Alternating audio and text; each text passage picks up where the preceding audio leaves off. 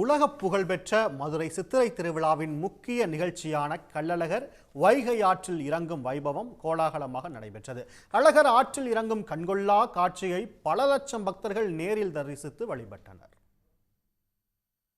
சித்திரை திருவிழாவின் முத்திரை நிகழ்ச்சியான கள்ளழகர் வைகை ஆற்றில் இறங்கும் வைபவத்திற்காக அழகர் கோயிலில் இருந்து ஞாயிற்றுக்கிழமையன்று கள்ளழகர் கண்டாங்கி பட்டுடுத்தி தங்க பல்லக்கில் புறப்பட்டார்.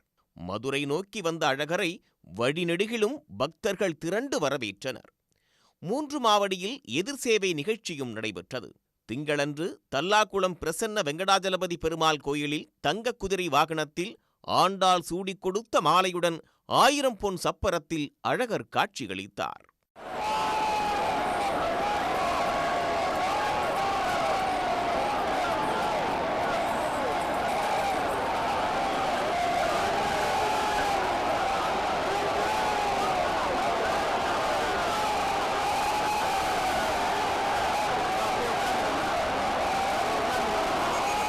தொடர்ந்து அதிகாலை வைகையாறு நோக்கி புறப்பட்ட கள்ளழகரை தமுக்கம் பகுதி தொடங்கி கோரிப்பாளையம், ஆழ்வார்புரம் பகுதிகளில் கருப்பண்ணசாமி வேடமிட்ட பக்தர்கள் தண்ணீரை பீச்சு அடித்தும் ஆடிப்பாடியும் உற்சாகமாக வரவேற்றனர்.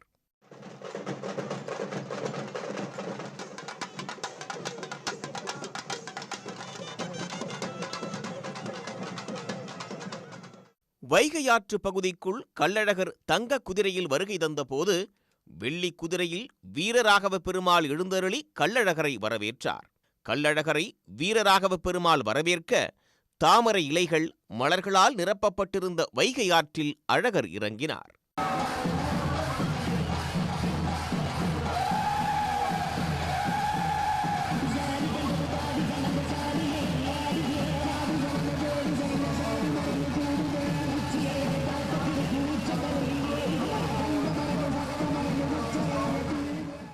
அழகா கள்ளழகா என முழக்கமிட்ட பக்தர்கள் தண்ணீரை பீச்சி அடித்தும் பக்தர்கள் கைகளில் சர்க்கரை தீபத்தை ஏந்தியும் அழகரை வணங்கினர்.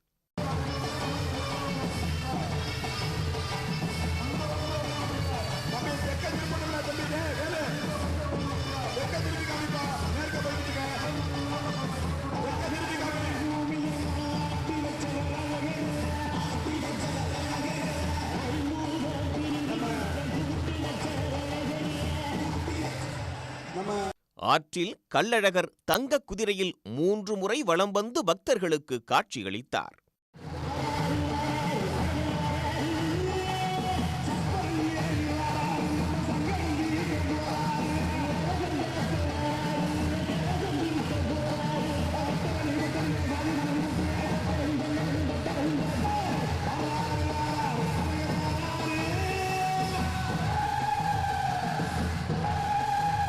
சித்திரை திருவிழா அருமையான ஒரு நிகழ்வு.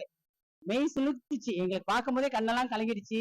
இந்த மக்களா நாங்களும் ஒருத்தரா இருக்கும் போது நினைக்க ரொம்ப பெருமையா இருக்கு. மதுரையில இருந்து வராமலும் மற்ற மாவட்டத்துல இருந்தும் வந்து கலர்களை பார்த்து தீபாவளம் காட்டி இது பண்ணுவாங்க. நான் திருச்சி ஆக்சுவலாக வந்து ஒரு ஃபெஸ்டிவல் வந்து ஒரு ஊரே சேர்ந்துலாம் கொண்டாடுறது கிடையாது. நான் அப்படி பார்த்தது கிடையாது. ஆனால் இப்போ ஒரு ஃபெஸ்டிவலை ஊரே சேர்ந்து கொண்டாடுறது பார்க்கும்போது செம. மதுரை பீப்புளெலாம் ஆசம், செம.